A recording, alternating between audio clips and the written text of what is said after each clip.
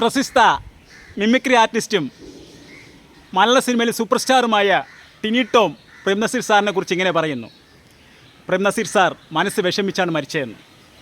കാരണം super star പദവി പോയി, അവസരങ്ങൾ കുറഞ്ഞു, ആരും വിളിക്കാതെയായി. പിന്നെ പ്രേംനസീർ സാർ സ്വന്തമായിട്ട് വീട്ടിലിരുന്ന് മേക്കപ്പ് ചെയ്ത് ബഹദൂർക്കയുടെയും അടൂർ ബാസി സാറിൻ്റെയും വീട്ടിൽ പോയിരുന്ന് കരഞ്ഞ് കരഞ്ഞ് കരഞ്ഞ് കരഞ്ഞ് കരഞ്ഞ് മനസ്സ് വിഷമിച്ചാണ് മരിച്ചതെന്ന്.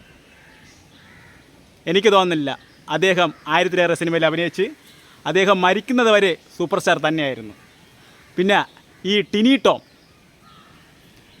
മോഹൻലാലിനെ അനുകരിച്ചാലും മമ്മൂട്ടീനെ അനുകരിച്ചാലും സുരേഷ് ഗോപിനെ അനുകരിച്ചാലും എല്ലാ ലാസ്റ്റ് ടിനി ടോമിനെ തന്നെ വന്നിരിക്കും. പിന്നെ സിനിമയിൽ അതിന് കഥാപാത്രം കൊടുത്താൽ അത് തൂറി മെഴുകി വയ്ക്കും. ഊളത്തരം പറയില്ല ടിനി ടോമേ. നീ നിൻ്റെ വിഗ്ഗെടുത്ത് വലിച്ചെറിഞ്ഞിട്ട് നീ അതിന് ഫാൻ്റെ മൂട്ടി പേരി നിൻ്റെ തലയൊന്ന് തണുക്കിട്ട്